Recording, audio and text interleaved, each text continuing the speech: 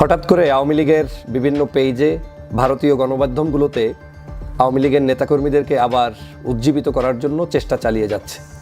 পার্শ্ববর্তী দেশ থেকে তারা বিভিন্ন ধরনের বার্তা পাঠাচ্ছে বাংলাদেশে, যে আগামীর বাংলাদেশে আওয়ামী লীগ আবার ফিরে আসবে। হ্যাঁ, আওয়ামী লীগ ফিরে আসবে, তবে গর্ত থেকে তারা এই মেসেজগুলো দিচ্ছে যে ফিরে আসার মেসেজ। তাদের চেহারা ছুরাত দেখানো যাচ্ছে না, ভিডিও কনফারেন্সে তারা কথা বলে না, অডিও দিয়ে কিংবা কোনো একটি স্টেটমেন্ট দিয়ে তারা তাদের মন্তব্য বক্তব্য উপস্থাপন করে।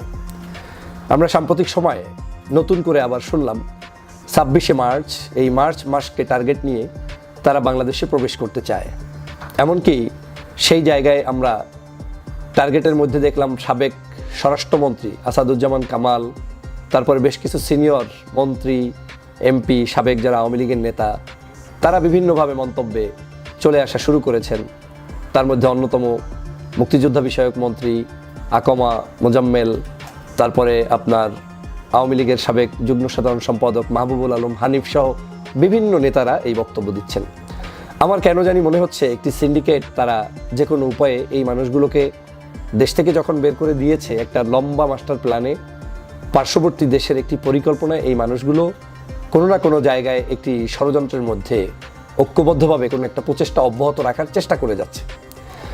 বাংলাদেশের জনগণ ওনাদেরকে যখন এই দেশ থেকে বিদায় করেছে, এটা একেবারেই জনগণের ক্রেডিট। এখানে কোনো ধরনের আমি, আপনি, আমরা এই অবদান নাই। সমগ্র বাংলার জনগণ ওদেরকে এমনভাবে বিতাড়িত করেছে যেটা ওরা এক্সপেক্ট করতে পারে নাই, ওরা ভাবতেও পারে নাই যে এভাবে পালিয়ে যেতে হবে।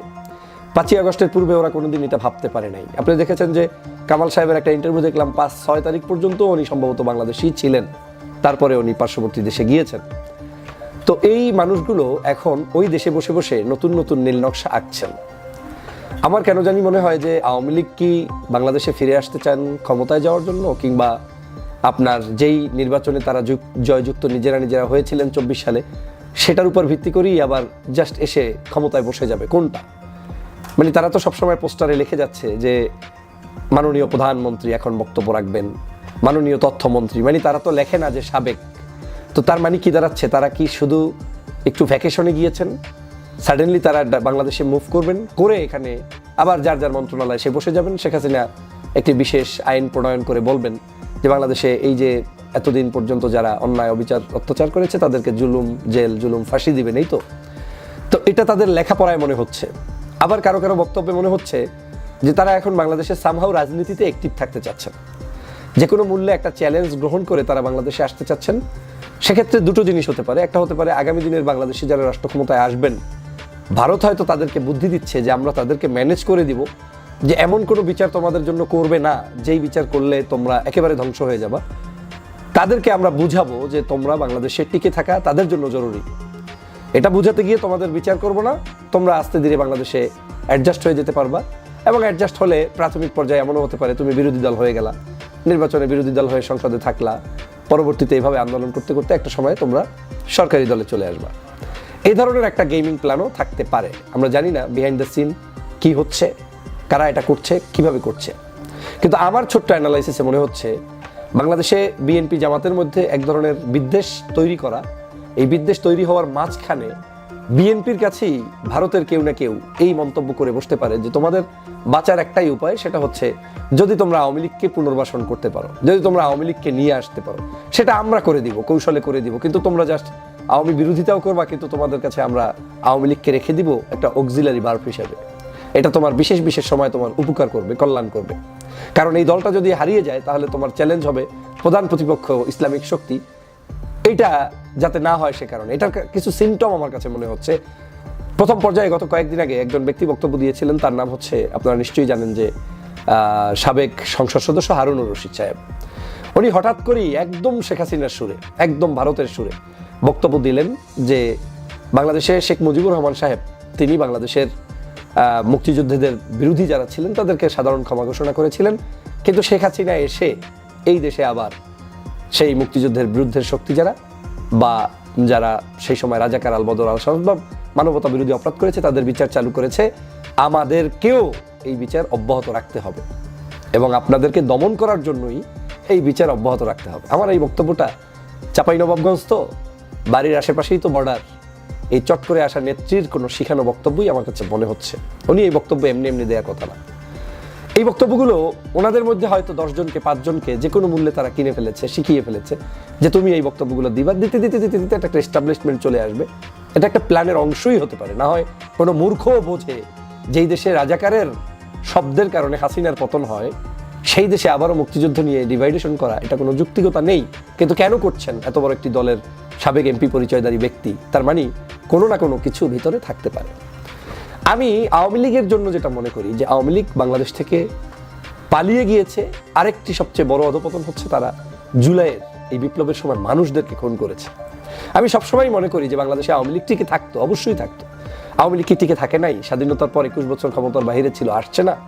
এসেছে, কিন্তু তৎকালীন সময়ের বিভিন্ন সময়ে বিভিন্ন ধরনের ইকুয়েশন ছিল, কিন্তু 24টা কি হয়েছে, কি ডিজাস্টার বাংলাদেশে তারা করেছে, এটা একমাত্র আওয়ামী লীগ আর আল্লাহ ছাড়া কেউ বলতে পারবে না। কারণ সাধারণ জনগণও, আপনি আমি এখনো জানি না যে কি পরিমাণ বিভৎস ক্ষতিটা বাংলাদেশে তারা করেছে। আপনারা নিশ্চয়ই জানেন এখনো বহু মানুষের লাশ পাওয়া যায় না, এখনো বহু মানুষ মর্গ থেকে, সেদিনও বের হলো 6টা লাশ মর্গ থেকে বের হয়েছে, পরিচয় নাই। গতকালকের আমাদের উপদেষ্টা নাহিদ সাহেবকে দেখলাম, তিনি আপনার গণকবর দেখতে গিয়েছেন, আত্মীয় বিভিন্ন মানুষের সাথে বুক মিলাচ্ছেন, কথা বলছেন। আমাদের রক্ত এখনো শুকায়নি। সেই দেশে এখনো আওয়ামী লীগ এসে গর্ত থেকে বের হয়ে হুশহাস ফুসফাস ছাড়ছে, তারা রাজনীতিতে ফিরতে চায়। শোনেন, আওয়ামী লীগ একটা জিনিস ভালো করে জানে, সেটা হচ্ছে মিথ্যা তাদের একটা সম্বল। সে কারণে এই যে দেখেন 10 দিন 5 দিন 15 দিন মিথ্যা বলে না, আপনাকে একটা ধোঁয়াশার মধ্যে রাখছে তারা। এই আওয়ামী লীগের ব্যাপারে 24 ঘন্টাই যদি আপনি অ্যালার্ট না থাকেন, এবং 24 ঘন্টার 24 ঘন্টাই থাকতে হবে, মানে একটা সেকেন্ড আপনি ফাঁক দিবেন, ওই এক ফাঁকের মধ্যে সে কিন্তু এসে সর্বনাশ করে দিবে। কি কারণে করবে দেখেন, ওই যে বলে 0 পয়েন্টে আসবে, ওরা জানে ওরা আসতে পারবে না, আসবে না, কিন্তু ওরা এটা বলে বলে ওরা আপনার এই গ্রাউন্ডটাকে ওদের মতো করে একটু সাজাচ্ছে, মানে একটু ওয়ার্ম আপ করছে, মানুষদেরকে একটু নাড়াচাড়া দিচ্ছে। যেমন গতকালকে বললো যে ইউনূস সাহেব পালিয়ে গিয়েছে, এই করেছে। ওরা ওদের নেতাকর্মীদেরকে টেস্ট করার চেষ্টা করেছে যে চাঙ্গা আছে কিনা। তো দেখলো যে ভালো, মানে ইউনূস সাহেবের এই মিথ্যা কথা বলার পরে ওদের ধারণা ছিল যে ইউনূস সাহেব পালিয়ে গিয়েছেন, ইউনূস সাহেব পদত্যাগ করেছেন। তো এটা শোনার সাথে সাথে আওয়ামী লীগ তো রাস্তায় সব নেমে আসবে, হাজার হাজার আওয়ামী লীগের নেতাকর্মী যখন নেমে পড়বে, হুট করে যদি একটা সিচুয়েশন এমন করা যায় যে হুরহাঙ্গামা বেঁধে যাবে, বাদলে পট করে সেনাবাহিনী ক্ষমতা নিয়ে নেবে, এরকম একটা মাস্টার প্ল্যান নিয়ে কিন্তু তারা সেখানে কথা বলেছে, আমার যেটা মনে হচ্ছে। না হয় কোনো রিজন নাই। আমি গতকালকার একটা ভিডিও দিয়েছিলাম, সেখানে তারা বারবার বলছে যে ইউনূস সাহেব পদত্যাগ করছে, যমুনা টেলিভিতে কথা হয়েছে, এদিকে সমন্বয়করা পালাচ্ছে, সেনাবাহিনী রাতের মধ্যে ক্ষমতা নিতে পারে। কোনো সাবজেক্টের সাথে কোনো কাজের কোনো মিল আছে নাই। তারপরেও কেন বললো? এটাই হচ্ছে তাদের একটা প্ল্যান। তারা এটা করে করে টেস্ট করছে। হ্যাঁ, কিছু কিছু জায়গায় একদম সেটা ভাঙ্গা যেভাবে বলে না মানুষ, সেটা খেয়েছে। যেমন ইউনূস সাহেবের পদত্যাগ শুনে অনেকে মিছিল করতে বের হয়েছিলেন, তারা ইতিমধ্যেই শ্রীঘরে চলে গিয়েছেন, এবং ভবিষ্যতেও যারা তাহাজ্জুদের সময় মিছিল টিছিল করছেন তারা এরকম করে যাবেন। তবে বাংলাদেশের জনগণের জন্য যে কাজটি আমাদের রয়েছে সেটা হচ্ছে, ওরা এরকম 30 তারিখ আসবে, 0 পয়েন্টে আসবে, সুদের টাকায় আনবে, আনসার বাহিনী নামাবে, নতুন করে আবার মার্চ মাসে আসবে, চট করে আসবে। এই সব কিছুর পিছনে কিন্তু তাদের আশার একটা গন্ধ পাওয়া যাচ্ছে। তারা আসার জন্য উন্মুখ হয়ে বসে আছে, এবং তাদের ফাঁদে পাড়া দিয়ে বাংলাদেশের রাজনৈতিক দলগুলোর যে কেউ যদি কোনো বড় ধরনের ভুল করে, তারা তাদের দলের জন্য যেমনটা করবে, দেশের জন্য তেমনটা করবে। দেখেন, 2001 সালের পরে, 6 সালে ক্ষমতা বিএনপি হারানোর পরে এই বাংলাদেশে 28শে অক্টোবর থেকে শুরু হয়েছে জামাত শিবির নিধন, এরপরে শুরু হয়েছে বিএনপির নেতাকর্মীদেরকে নিধন, কওমিদেরকে নিধন, এমনকি সর্বশেষ চরমনাই পর্যন্ত নিধন কার্যক্রম শুরু করেছে এই আওয়ামী লীগ। অতএব এই আওয়ামী লীগ বাংলাদেশে এটা ভালো করে জানে যে আবার আসবো, আবার 15 বছর জুলুম অত্যাচার করেই আমাকে থাকতে হবে, কাউকে চান্স দেয়া যাবে না, দিবে না। হ্যাঁ, কিছু মানুষকে দিবে যারা তার দালাল, যারা বিএনপি করবেন কিংবা জামাত করবেন কিংবা আরেক দল করবেন, কিন্তু যদিও মনে করে যে তাকে আমি কিনে ফেলতে পারবো, তাকে হয়তো সে স্পেস দিলেও দিতে পারে। তো সেই জায়গা থেকে আমাদের সতর্ক হতে হবে। মার্চ মাসে না আগামীকাল না আজ রাত জাতির এ ব্যাপারে ঐক্যবদ্ধ হতে হবে যে আওয়ামী লীগকে যে কোনো মূল্যে বাংলাদেশের প্রশ্রয় দেওয়া যাবে না। এটা বাংলাদেশের স্বার্থে, স্বাধীনতার স্বার্থে এবং স্বাধীনতার সার্বভৌমত্ব রক্ষার স্বার্থে। আমি তো মনে করি আগামী 3টি নির্বাচন আওয়ামী লীগের সাথে কথাই বলা উচিত না, কেউ বলা উচিত না। যারা তাদের পক্ষে স্টেটমেন্ট দিবে তাদেরকে প্রত্যাখ্যান করা উচিত। আসুন আমরা দেশকে গঠন করি, দেশের ফ্যাসিবাদী এই শেখ হাসিনার সকল ষড়যন্ত্র রুখে দিতে ঐক্যবদ্ধ হই, এবং ওদের গর্তে পালানো নেতাদেরকে গর্তের মুখগুলো একটু বন্ধ করে দেই, যাতে ওই গর্ত থেকে শ্বাস প্রশ্বাস ছেড়ে বাংলার বাতাসকে দূষিত করতে না পারে।